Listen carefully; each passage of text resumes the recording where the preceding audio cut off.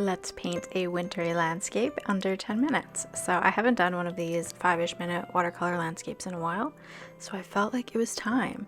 I felt like I needed to reset my system and calm myself down a little bit. I've been super busy, so that's what we're doing.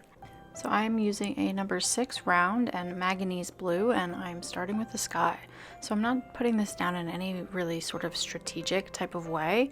I do want there to be a little bit of dark spots just because we are using salt, and I want there to be a little bit of variation and just certain spots that are lighter than others. And for the salt, I will be using Epsom, I can't say it with the M for some reason, Epsom salt, and flaky salt, which the only reason it's flaky is because of the grinder that I use. Otherwise, it's just regular sea salt that's ground up.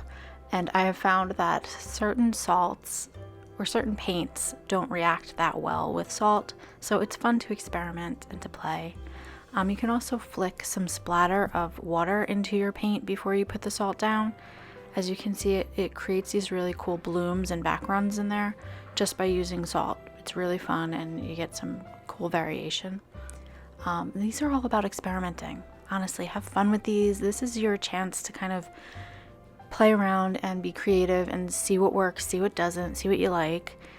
For the trees in the background, I am using a number 2 round brush here, and I'm using the side of the brush and I'm sort of scraping it. I'm pressing it and like pushing it upward to create these distant trees. And then I'm also alternating my brush and using the tip to flick the top of the tree out a bit. So this is just some very hazy trees in the background. We're going to build on top of this layer, and I am using, for my paint mixtures for this, I'm alternating between Hooker's green, adding a little bit of indigo into that, and then I will also be using some sap green with a little bit of sepia just to have some variation in there.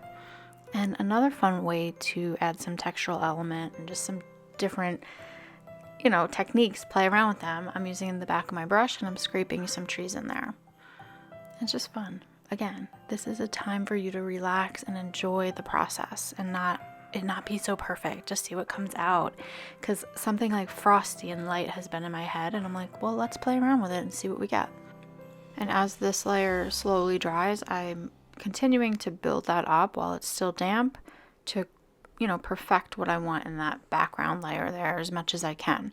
So I want it to be a little bit deeper in some spots, and then I'm going to save my darkest values for my top layer. But yeah, I'm just gonna keep stippling, just using a little bit of a dotting stippling motion and just adding in some texture there. And then I will go in with my heat gun and dry this to keep it in that 10-minute range around there. And then I'm gonna go in with some dark sepia, and it's mixed with a little bit of green, and I'm going to create some trunks in there. And my layer isn't completely dry underneath, and I'm okay with that. I'm okay with a slight bleeding, but if you want to wait for it to be completely dry or use your heat gun and dry it completely before you go in, that is totally fine too. And because of the size of the painting itself, I switched to a little thin liner brush to create these tree trunks. So this is one of the brushes that came in the Paint Crush set. It's just a really nice liner. You could use a number 1 liner brush, or it depends on the size of your painting. So as far as the color goes, it doesn't really matter what color you go for as long as it's just a darker value. So I wanted it to be a little bit more cooler, this overall painting. So I mixed up some Hooker's green with, I believe I used indigo or Payne's gray, one or the other. Both work really great for deepening up greens. So I'm using that small round brush again, and I'm just dabbing in some of those evergreen branches, and you can tell I'm not really doing it perfectly. I'm just dabbing them in and creating that shape of a tree, and I'm just building them up. And you can leave some negative space if you want your snow on top of the tree to be done that way, but I decided to go for a gouache, or in my case I'm going to be using bleed proof white ink, and I'm going to put that right on top of my trees to get that snowy effect. So I'm just going to do this throughout the entire painting, and I'm just going to build it up until I'm happy with what I have, and then we'll go in and add some of that snow and some shadow in the foreground.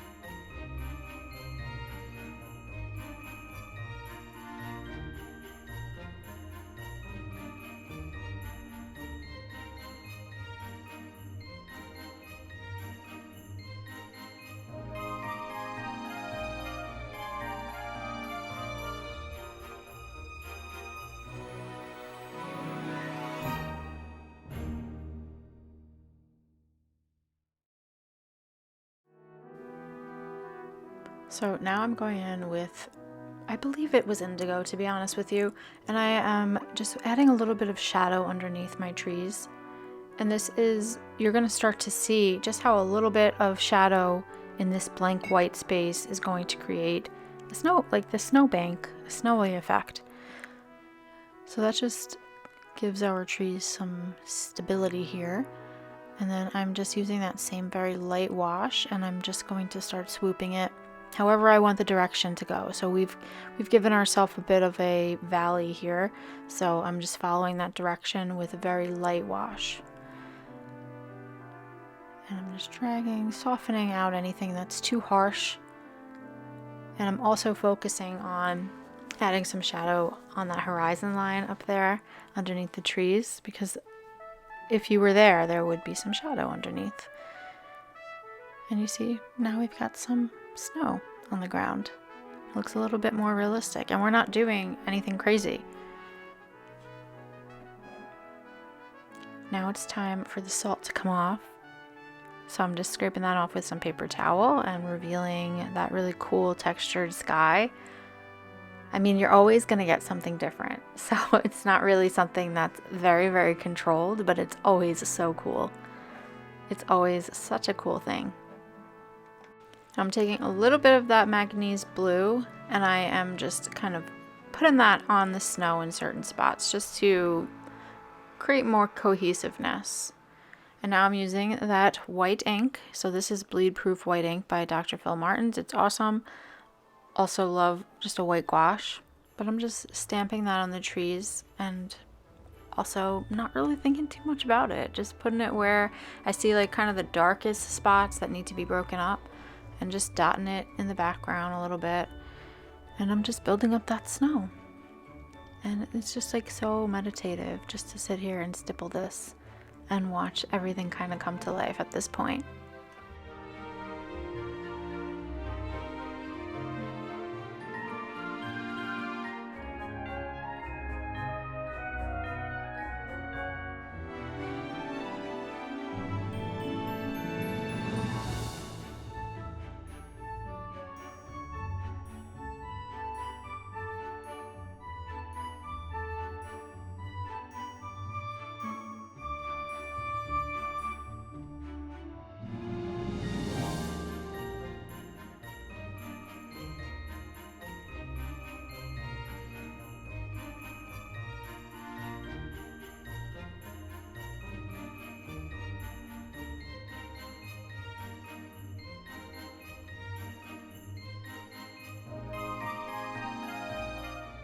And now I've got the snow kind of where I want it to be, so I am just going to go over this with some splatter. So I mixed up some of that bleed proof white ink with a little bit of water just to make it a little bit more juicy, and I'm just splattering it on top. I don't want the splatters to be too big because it's such a small painting, so I'm tapping it at a closer distance and just making sure it's not too all over the place. And I also went in with that same mixture, and I'm just adding a little bit of highlight to the snow. So mostly in the shadows, just breaking it up a tiny bit and just bringing out a little bit of luminosity in that snow. So now we're at that 10-ish minute mark. So this is the point where you can be like, I'm done. That's it. That's all I want to do. Or you can go back in and add in some more finer details if you want. Totally up to you. I took that liner brush again, and I am just adding in a few more branches here and there, just pulling out a little bit more because I needed it in the painting. I felt like I needed a little bit more contrast and just a little bit more detail. So that's what I'm doing. Totally up to you. This is such a fun painting. I'm so glad that I did it. I actually did like 4 more of them and just varied up just how I did the salt or how I did the trees. So it really was such a fun little break for my brain. And that's it. We've got our, I would have to say, very peaceful, fun little snowy landscape. It's a little bit different. I really like this color blue that I chose. I hope you enjoyed this. I hope that you give this one a try, and just remember that, you know, you don't need to make something absolutely perfect. You can just take that time that you deserve and get your thoughts out on paper. And this is something that I also have to tell myself constantly. because it gets to the point where I'm not making that time for myself. And this is the perfect way to kind of wind down and enjoy painting, you know? So yeah, thank you for being here, and I will see you next time.